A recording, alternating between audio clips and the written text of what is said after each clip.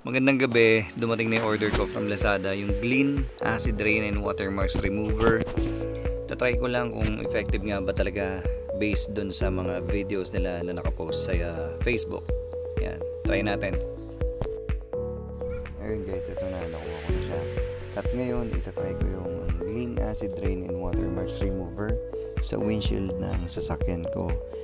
Kasi napapansin ko naman kasi talaga, lalo na ngayon tag-ulan, ang hirap mag-drive kahit maganda yung wiper mo, may watermarks pa rin talaga siya dito sa windshield.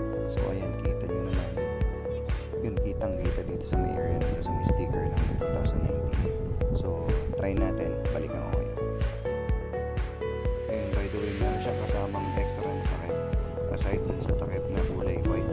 Kasi itong kasama na takip ito, meron siyang maliit na butas, and then yung isa kasi permanent takip lang siya. Ayun, based sa video, safety first daw. So gamit tayo ng plastic, wala akong gloves na makita eh.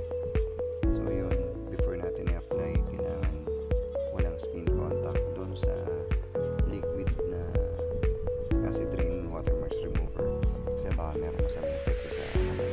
So ayan, harap tayo sa microfiber, punas-punas, medyo madiin. Ayan, flex ko lang ng konti yung triceps ko ng bahagya. Sinimulan ko siya halos buong kalahati ng windshield. So ayan, medyo excited ako sa pagpunas. Ayan, diba? Ang kita naman yung pagpupunas. So pero nung habang pinupunas ako siya, ramdam ko naman talaga natatanggal yung watermarks remover. At maraming kumapit na dun sa microfiber na kasama sa sasakyan. So yun lang, tuloy-tuloy lang hanggang sa matanggal yung mga watermarks na acid rain mark sa windshield ng kotse natin.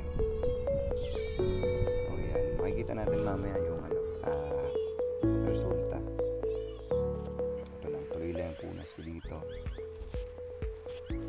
Medyo nakailang draft din ako dito sa yan, check natin.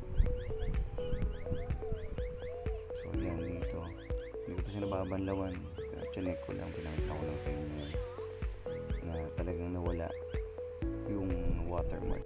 So ayan, dito na tayo, moment of truth, banlaw time.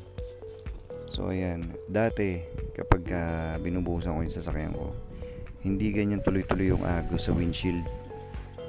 Dati talaga maraming may natitira-tira, may mga marks pa. Ngayon wala, crystal clear mo lang siya makikita. Tsaka tuloy-tuloy yung agos ng tubig, grabe.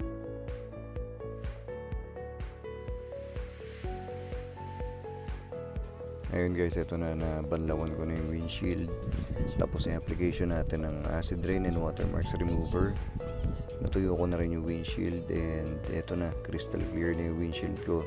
Sulit yung 130 pesos na product na nakuha natin, acid rain and watermarks remover. Salamat sa panonood ng video na to. God bless.